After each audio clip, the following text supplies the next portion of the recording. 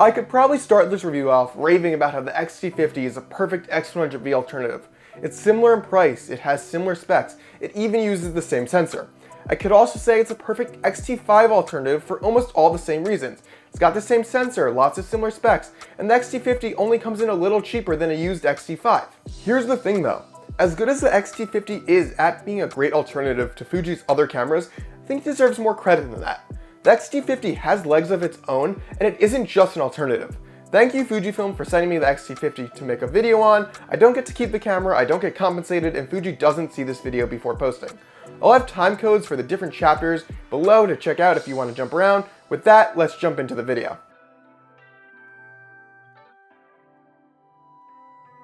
Starting with the physical design of the camera. Having used an older X-T20 for a bit, the X-T50 feels like a really solid refinement to the lineup. It just feels like a step up. The slightly more rounded look also makes it more comfortable in the hand, and I find the buttons, thumb grip, and joystick are placed pretty much perfectly. I also found that considering how small the X-T50 is, it felt really comfortable and I didn't feel the need to use an extension grip. With larger lenses, it may be nice, but I was mainly using the 18-55 kit lens and the 18mm f2, and I didn't find a grip was needed at all with those lenses. The screen on the X-T50 has a more traditional tilt mechanism. You can angle it up, you can angle it down, but that's about it. Now personally, at first, I didn't like this style of screen, but after using them for a bit, I much prefer it when doing anything where I'm behind the camera and shooting horizontal. If you're shooting a lot of video of yourself like selfies or a lot of vertical content, the X-T50 screen may not be for you and you may want to look at the XS20 or the XM5. I've got videos of both those cameras linked below, so check them out. Along with the rear screen, the X-T50 has an EVF. I found the EVF to be super clear and easy to read, and everything looks super sharp in it. However, I do wish the eye cup was a bit larger just to block out some external light and feel a bit more comfortable when holding the camera up to my face. Now, one part of the physical design of the camera I didn't love is the film sim dial. I'll go into more detail on the film sim dial later, but in terms of design, I think this dial could really use a lock. I found when using the camera with two hands, I would often accidentally switch the film simulation. I found this just to be a little bit of a nuisance. That being said, I haven't heard of anyone else having this issue, so it could just be how I hold the camera or my hand shape and size that's causing this. If you have this issue with your X-T50 or any of your Fuji cameras with the film sim dial, let me know down below. I'm curious to see if it's happened to anyone else. And of course, like most Fuji cameras, it looks great. The X-T50 is such a good everyday carry because it looks good. You'll get less weird looks carrying it around than you would with a more traditional, less retro looking style body. But look and feel is only part of the equation. Let's talk about photo quality.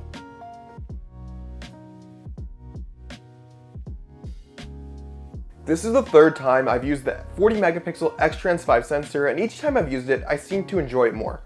Coming from a lower resolution 26 megapixel sensor on other Fuji cameras, this almost double resolution makes a noticeable difference, especially if you like to crop your photos a lot like I do.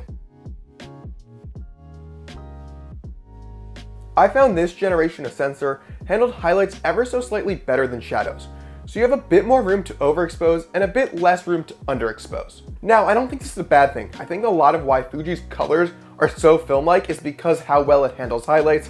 So just keep in mind when you're shooting with this camera, you might want to slightly overexpose rather than underexpose like you might do on something like a Sony camera. Another benefit of the X-T50 is all the film simulations and recipes you get access to. Not only can you use all the X-Trans4 recipes, but all the X-Trans5 recipes as well. Now I'm a huge fan of recipes and simulations. They are a ton of fun to use and you can get some amazing results straight out of camera using them. If you're interested in using recipes, I've got a whole series of videos on this channel where I review recipes, talk about when each recipe works best, and how you should use each one. I'll link it below if you're interested. The X-T50 can hold 7 custom recipes, but the film simulation dial can't be customized, and this is a big miss, so keep that in mind.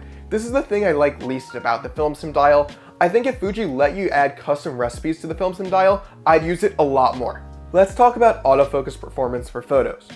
The X-T50 performed well. I do find that when using a camera with the X-Trans4 26 megapixel sensor and the 5th gen processor, like on the XM5, the autofocus performance is ever so slightly faster and more accurate, but the X-T50 still did a fine job.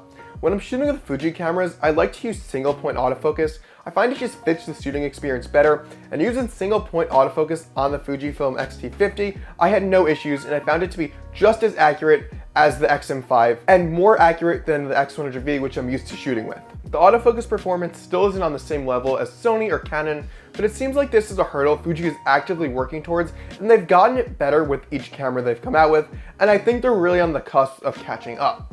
But honestly, I didn't need Sony or Canon AF on the X-T50. This isn't a camera you're throwing a giant lens on and shooting birds or really fast moving subjects with. For street photography, for portraits, for shooting photos of your family and friends, the X-T50's autofocus was more than capable, and I was completely happy with it.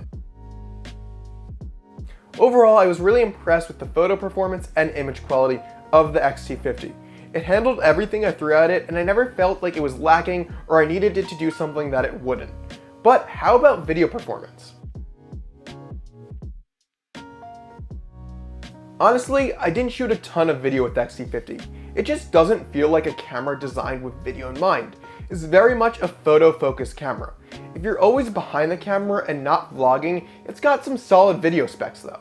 But because it's a tilt screen, anytime you're recording yourself, you can't really monitor the camera without an external monitor. I also found the autofocus in video liked to hunt a decent bit. It felt like it would latch onto every new face rather than stick with the one I wanted it to track. I will say that I was shooting a lot of the video and the photos with older lenses that had slower focus motors. I think pairing a newer lens with a faster focus motor would improve the autofocus quality on both the photo and video side. So just keep that in mind. If you want to get the best AF performance using the X-T50, get better lenses with faster focus motors for the best results. And that really goes for any camera. The quality of the video you can get with the X-T50 is really great.